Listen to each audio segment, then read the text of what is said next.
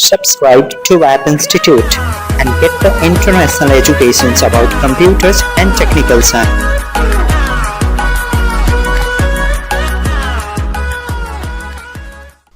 Welcome developers, this is Saurabh from Web Institute. In this video, we are going to develop calculators applications. So let's achieve in Hindi language.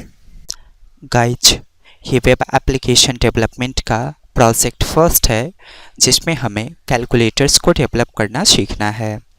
ये video उनके लिए है जिन्हें कम से कम HTML language आती है। Guys, इस calculator को डेवलप करने के लिए हम HTML, CSS और जावास्क्रिप्ट लैंग्वेज का उपयोग करेंगे। आपको जावास्क्रिप्ट नहीं आती हो कोई प्रॉब्लम नहीं है, क्योंकि इसमें मैं कॉमन सा जावास्क्रिप्ट यूज करने वाला हूं जिसे मैं आसानी से अभी आपको सिखा सकता हूं। क्लियर? तो सिर्फ अगर आपको HTML ही आती है फिर भी आप कैलकुलेटर्स को डेवलप कर सकते हैं। ओके, सो मैं डेवलप करता हूं, आप मुझे प्रॉपरली फॉलो करें।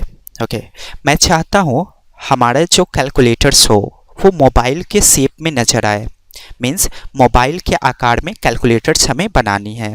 तो मैं क्या करूँगा, एक ऐसा एलिमेंट सेट करूँगा जिसको मैं पेरेंटल बना सकूँ।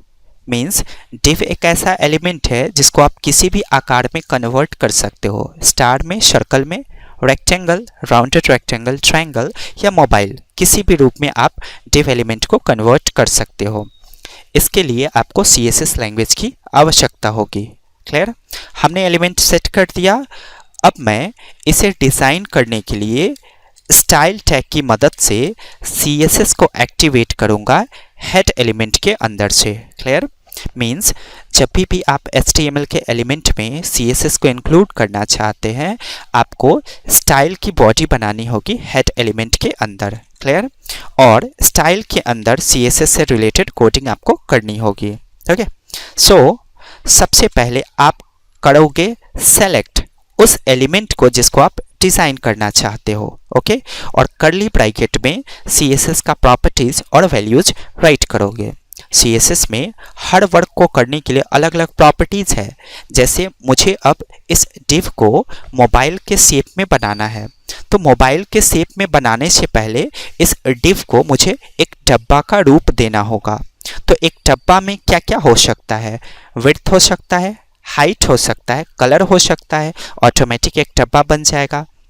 ओके, सो सबसे पहले मैं लगाऊंगा विड्थ प्रॉपर्टी 300 पिक्सल्स। ओके, मैं हाइट डिफाइन करता हूँ, हाइट का स्पेलिंग सही करता हूँ, 400 पिक्सल्स। यस, अब मैं बैकग्राउंड कलर डिफाइन कर देता हूँ।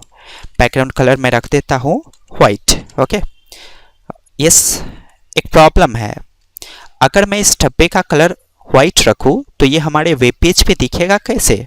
क्योंकि हमारे वेब पेज का भी तो background colour by default white होता है। तो इसके लिए मैं अपने वेब पेज का कलर चेंज कर देता हूँ लाइट ग्रे में। तो सिंपली मैंने लगाया बैकग्राउंड कलर प्रॉपर्टी और इसका कलर चेंज कर दिया शार्प EF के रूप में, यानी कि हमारा वेब पेज होगा ग्रे कलर में और हमारा जो कैलकुलेटर्स होगा वो होगा वाइट कलर में। क्लियर? अब जरा आप इसको रन करके चेक करें। यस, ये बन गया। अब मैं इसको मोबाइल के रूप में आपको कन्वर्ट करके दिखाता हूँ। ऐसा करने के लिए मैं थोड़ा हाईली कॉन्फ़िगर्ड प्रॉपर्टीज़ का यूज करूँगा।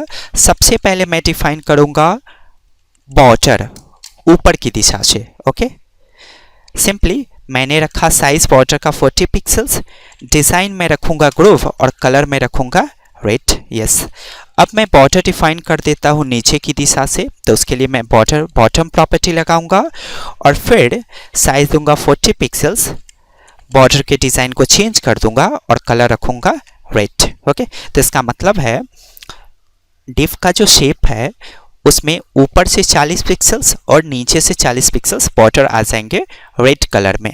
यस, अब मैं इसको और डेकोरेट करने के लिए सबसे पहले इसे सेंटर में ले जाता हूँ। तो सेंटर में ले जाने के लिए मैं यूज करूँगा मार्जिन प्रॉपर्टी का और वैल्यू पास करूँगा 0 ऑटो। तो इसका मतलब है ये जो शेप है वो सेंटर में मूव हो जाएगा। क्लियर? ओके, अब अगर मैं इसको मोबाइल का रूप देना चाहता हूँ तो मुझे क्या करना होगा, चारों दिशा से यानी कि चारों कॉर्नर से थोड़ा थोड़ा राउंड करना होगा, गोला करना होगा, तो ये ऑटोमेटिक मोबाइल की तरह दिखेगा। तो उसके लिए मैं CSS का बॉर्डर हाइफन रेडियस प्रॉपर्टी लगाऊंगा। बॉर्डर रेडियस की मदद से आप किसी आकार को किसी दूसरे आकार में बदल सकते हो। मीन्स किसी रेक्टेंगल को आप सर्कल बना सकते हो, आप रेक्टेंगल को स्क्वायर बना सकते हो, किसी भी रूप में कन्वर्ट करने के लिए आप बॉर्डर रेडियस प्रॉपर्टी का यूज करते हो। क्लियर? अगर मैंने यहाँ पास किया 40 पिक्सल्स तो इसका मतलब है ये जो टिप है चारों दिशा से यानी कि चारों कॉर्नर से 40 पिक्सल्स राउंड हो जाएगा। चला आप इसे चेक करें। यस, अब ये प्रॉपर्ली मोबाइल की तरह दिख रहा है। इसे और अट्रैक्टिव बनाने के लिए मैं पास करूंगा इसमें शैडो। तो शैडो के लिए मैं प्रॉपर्टी लगाऊंगा बॉक्स शैडो और 3 वैल्यू पास करूंगा। क्लियर? ओके, अब चौथे वैल्यू में मैं बॉर्डर का कलर डिफाइन कर देता हूं। यस, तो इसका मतलब है ये कुछ इस तरह का दिखेगा। ओके, सो गाइज, इसमें अगर आप HTML ही सिर्फ जानते हैं तो CSS का मैनुअल आपको समझ में नहीं आया होगा, क्योंकि मैं CSS भी पढ़ाता हूँ इस चैनल्स पे। अगर आपने CSS नहीं पढ़ा है तो काइंडली पहले CSS को पढ़ ले, फिर आप इस तरह का डिज़ाइन कर पाएंगे।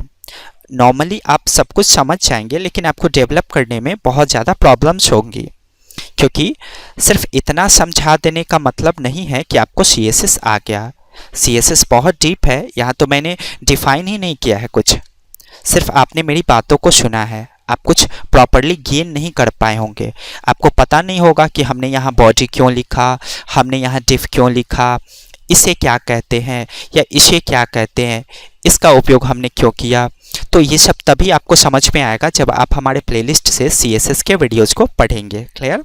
सो गाइज, इसके आगे का प्रैक्टिकल हम अगले वीडियो सेशन में अचीव करेंगे।